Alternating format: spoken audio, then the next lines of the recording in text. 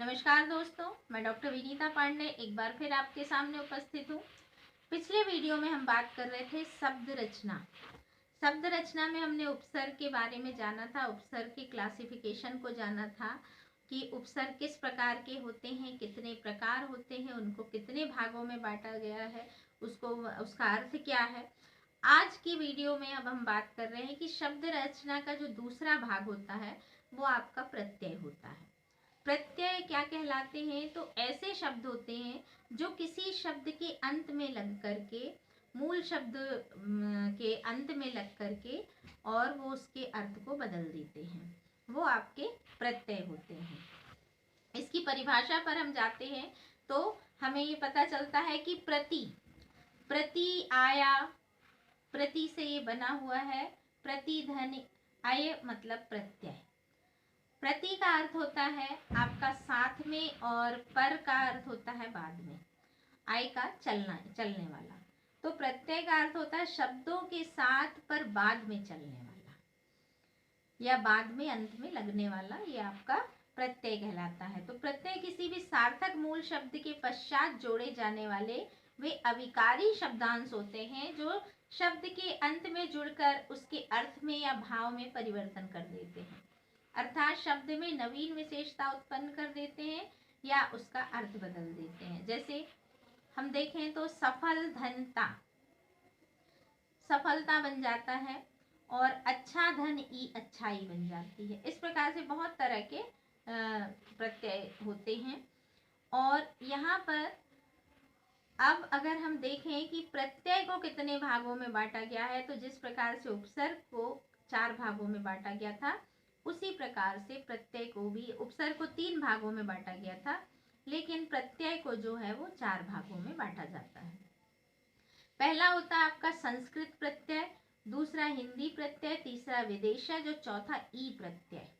तो संस्कृत के जो कृत प्रत्यय होते हैं वो धातु के साथ उनके अंत में लगाए जाते हैं, वो कृत प्रत्यय कहलाते हैं संस्कृत के।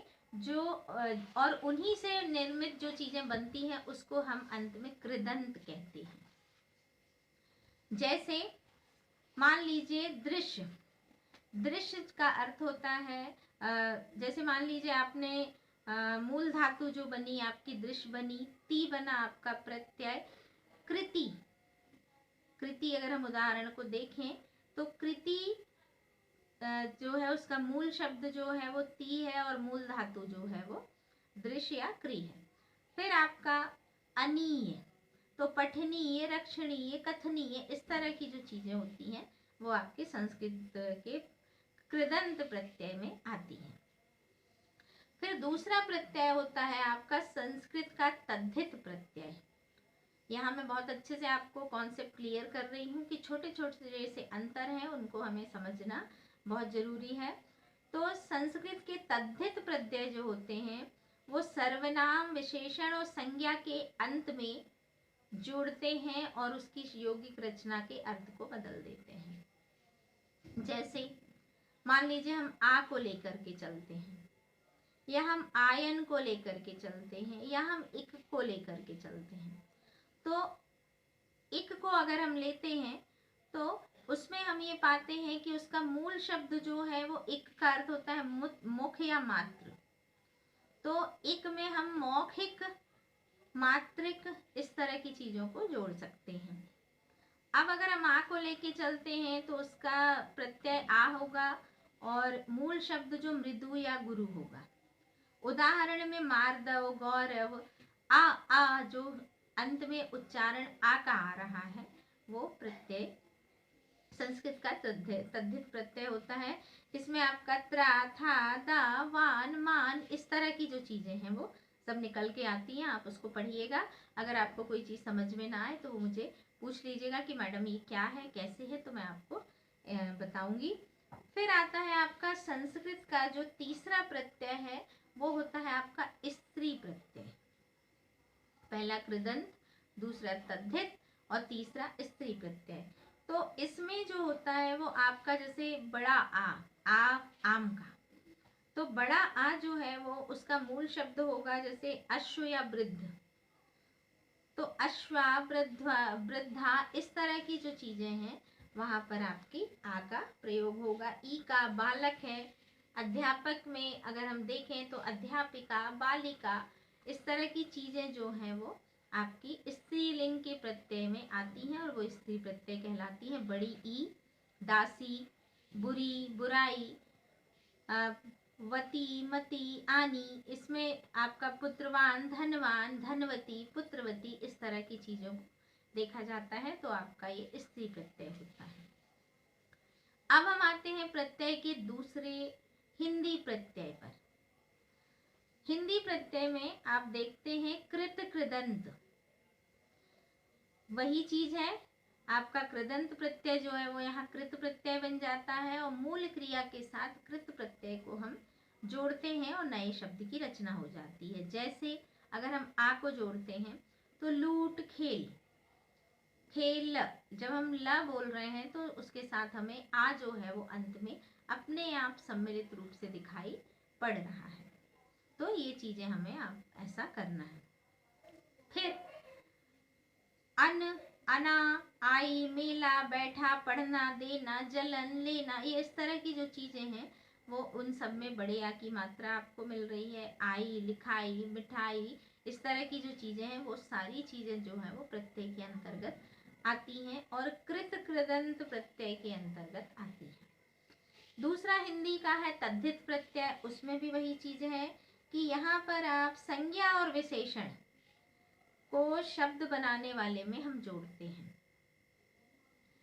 तो इस प्रकार से आपका हिंदी का जो प्रत्यय है वो भी बन जाता है। जैसे आवट, निमावट, अमावट, खटास, खटास, मिठास, इस मिठाई में आप मीठे में अगर आस लिख देंगे तो वो मिठास हो जाएगी।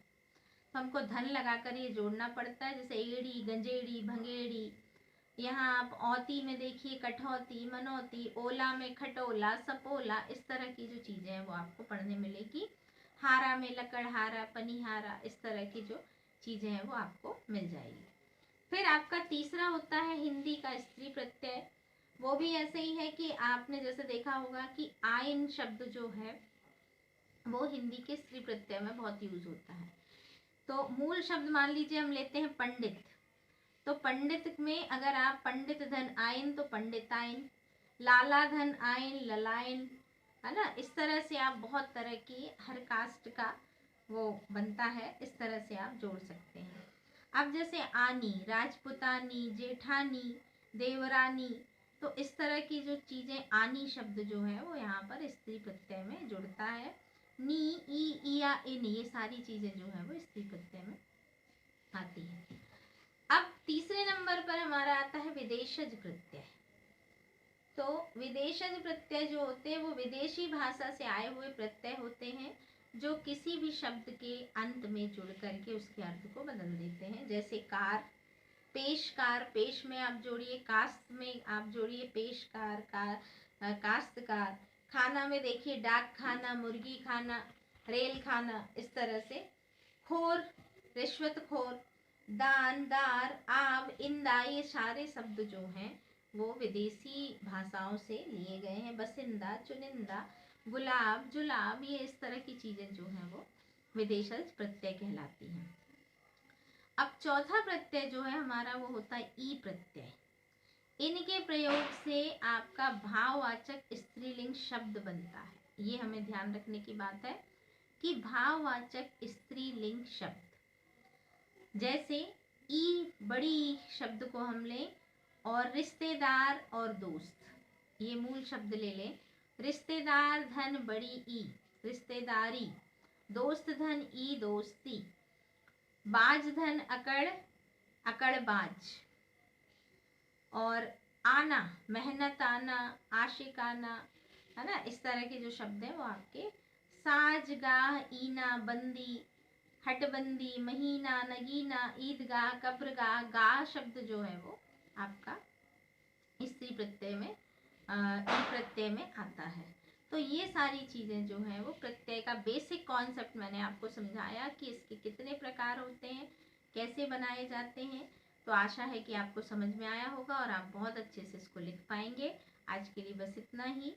अगले वीडियो में हम संधि पर बात करेंगे।